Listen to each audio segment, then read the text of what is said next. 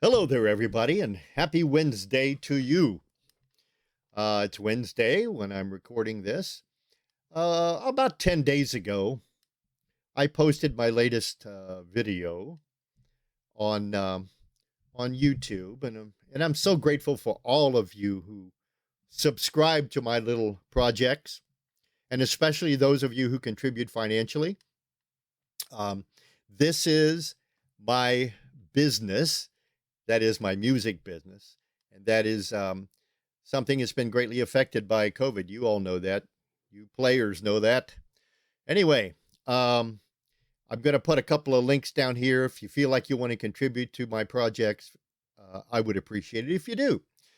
Well, one of the things that happened after I posted my last video 10 days ago, earlier in the month, was I got some emails about what kind of trumpet is that? Or what kind of equipment do you use, Chuck? Or blah, blah, blah. This kind of things that trumpet players tend to do, regardless of our age or experience. And so, what I want to do today is I want to go through all of the equipment that I keep with me as part of my daily regimen of trumpet practice and keeping the chops up and all that kind of stuff. And I want to start with some essentials here. So one of the essentials for trumpet players is the oils and the greases that we use on our equipment. Now, I started because I'm old school, and I've been playing now. This year will be the 54th year that I've been a trumpet player. And so I've been using all kind of valve oil. I remember back in the day, I used nothing but King valve oil. And that was because that's what Harry James used. And then somebody suggested to me that I should use, oh no, you need to use Bach valve oil. And so I used Bach valve oil for a while. And then somebody suggested to me that I try Alcas. And from about the early 70s all the way up until about 5 years ago, I used Alcas oil. And then at that point, there were so many different oils, and I'd hear from one of my trumpet playing friends, "Oh, you got to try Blue Juice, or you got to try Hetman." And I used Hetman. I tried Blue Juice once, didn't like it. And I tried Hetman, and I was using the Hetman for older horns because I play older horns, and I began experiencing strange, like mucusy buildup on the horns, on the inside the slides, and even on the valves. And so somebody said, "Well, you need to try Ultra Pure." Well, I tried Ultra Pure, and I've been hooked ever since. And I use quite a few products from the Ultra Pure family of oils. My basic valve oil is the classic Black Label. I think this was a stroke of genius that Ken Saul uh, put this together. I use it on my trumpet almost exclusively, although occasionally I will use the ultralight. And that is when I want to get a really quick uh, refreshing of the oil properties on my horn.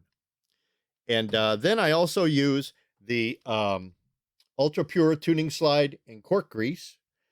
And I put this on my slides, usually after I've given my horn a bath. And then in between baths, I use the Formula 1-3 tuning slide oil. And I put this on right over top of the tuning slide grease, and it really works great to keep my slides loose and working great for me. So, Ken, you've done a tremendous job building your company.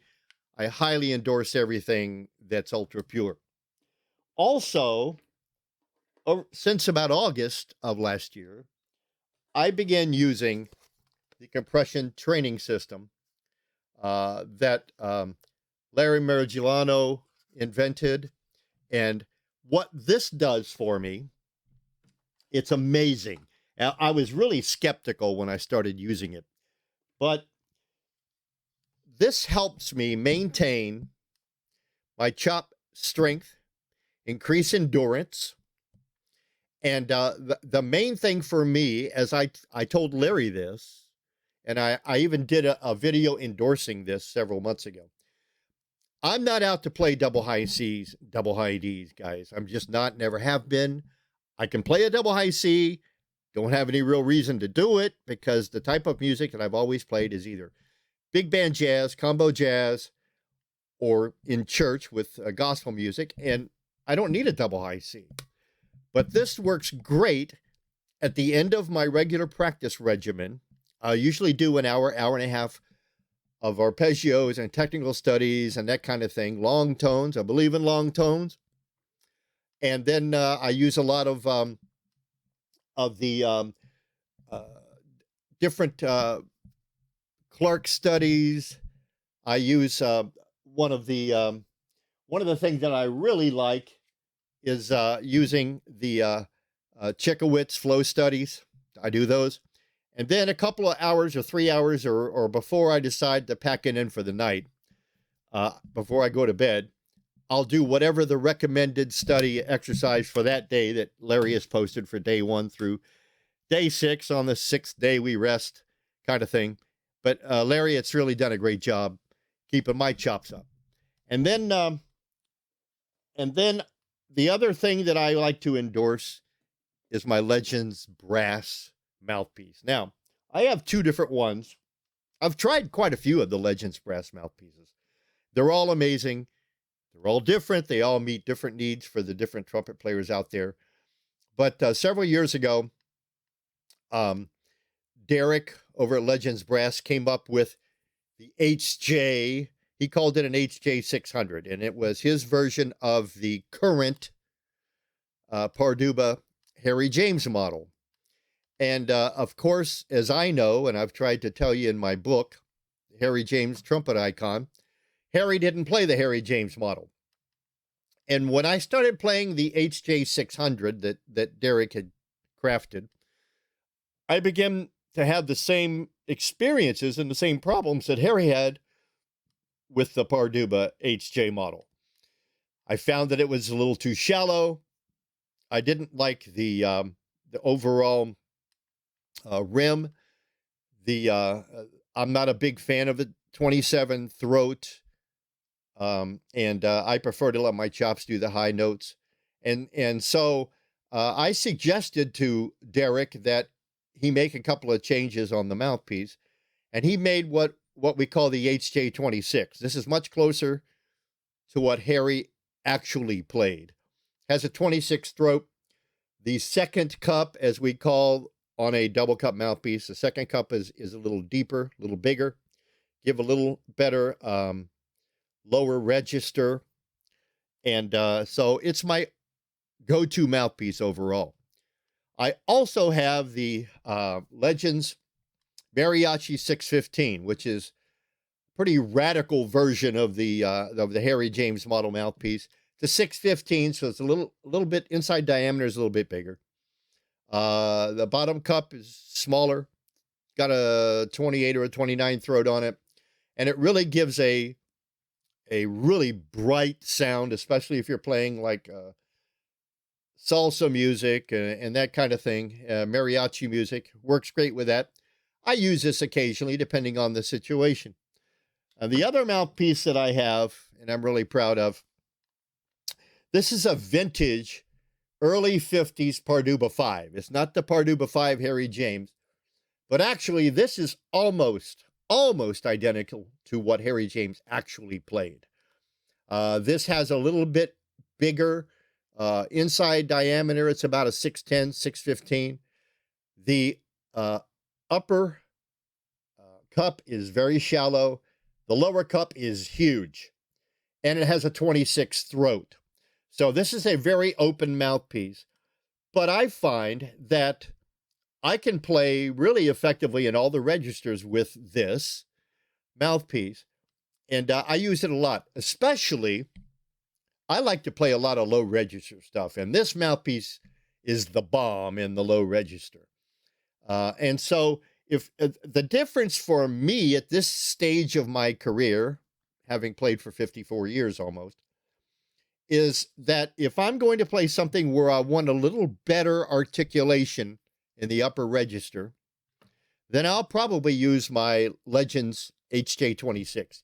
It gives me a little cleaner articulation above a G above the staff. So that's the mouthpiece setup that I have. Don't have any other mouthpieces. Don't need any more. But then the last thing that guys ask me about is my trumpet. This is a 1961. Let me get back here so you can see the whole horn. This was built in 1961. It is an HN White produced Super 20 Silver Sonic dual bore Symphony. It's got the 458 to 468 dual bore. It is a sterling silver bell. Says so right here on the label. Sterling silver bell. And this is a genuine 1961 model of what Harry James played back in those days. And the nice thing about this horn is no matter what kind of music I play with it, it works for me. If I want to get a high screaming sound, I can do it. If I want to get a big fat lower register or a big fat middle register, I get it. But this is basically the same horn that I started playing about almost 51 years ago. Harry James helped me get my first King Harry James model, and I've been playing it for the most part ever since. So if you're interested in getting one of these, all you have to do is go to the HN White Company website, and there's a factory store on there where you can purchase these horns. And let me see if I can give you a little demonstration of the flexibility of the horn. I'll take these headphones off. I hate them, but they're helpful.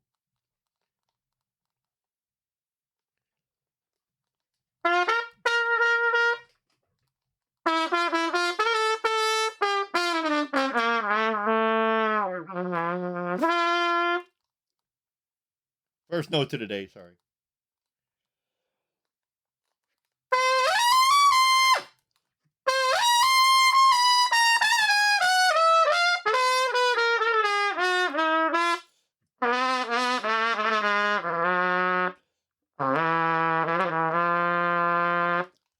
Love this horn. Love it, love it. So what I'm also going to do now is, when I made my video a couple of weeks ago, I had an alternate camera, alternate microphone setup.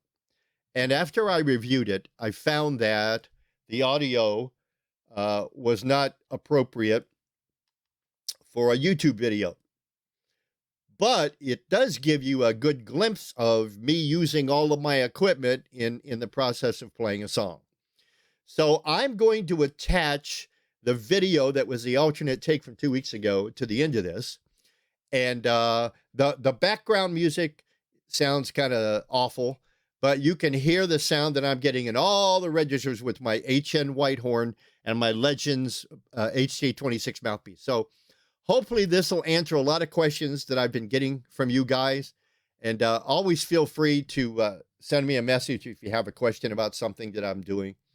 And I hope this is helpful to you. And I hope that this trumpet solo will be encouraging and inspiring, especially to you comeback players like I am. I am a comeback player. I went 9 years without even owning a trumpet. So the combination of the equipment that I play has helped me come back from the scrap heap, so to speak. So anyway, have a great day, and I hope you enjoy this.